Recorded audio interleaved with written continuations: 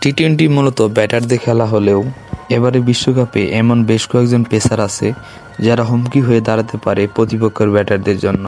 চলুন দেখে নেই কারা সেই বোলার যারা এবারকার বিশ্বকাপে রাজত্ব করতে চলেছে। প্রথমেই রয়েছে ভারতীয় বোলার জাসপ্রীত বুমরা। সদ্য শেষ হওয়া আইপিএলে 13 ম্যাচে 20 উইকেট নিয়েছেন জাসপ্রীত বুমরা। রান বন্যার এবারের আইপিএলে প্রতি ওভারে খরচ করেছেন মাত্র 6.48 রান, যা প্রশংসা কুড়িয়েছে সকলের উপর। এরপরেই আছেন পাকিস্তানের পেসার শাহিন শাহ আফ্রিদি। ব্যাটারদের গতি ও সুইংয়ে পরাস্ত করতে শাহিন শাহ আফ্রিদির বিকল্প খুবই কমই আছে। পাকিস্তানের পেস বিভাগের নেতা তিনি। নিজের দিনে প্রতিপক্ষকে একাই গড়িয়ে দেওয়ার সামর্থ্য রাখেন তিনি। এরপরেই রয়েছে নিউজিল্যান্ডের বোলার ট্রেন্ট বোল্ট।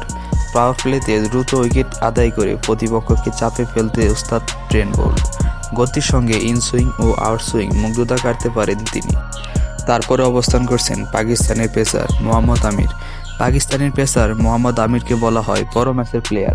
নিজের অভিষেক টি-টোয়েন্টি বিশ্বকাপে 6 উইকেট শিকার করে পাকিস্তানকে বিশ্বকাপ জেতার বড় ভূমিকা রেখেছিলেন আমির। আমিরের পরে রয়েছেন আফগান ক্রিকেটার ফাজল হক ফারুকি। এরই মধ্যে আফগানদের হয়ে বিশ্বকাপে নিজেদের প্রথম ম্যাচ খেলে ফেলেছে ফাজল হক ফারুকি। এবারের বিশ্বকাপে দুর্দান্ত ফর্মে আছেন তিনি।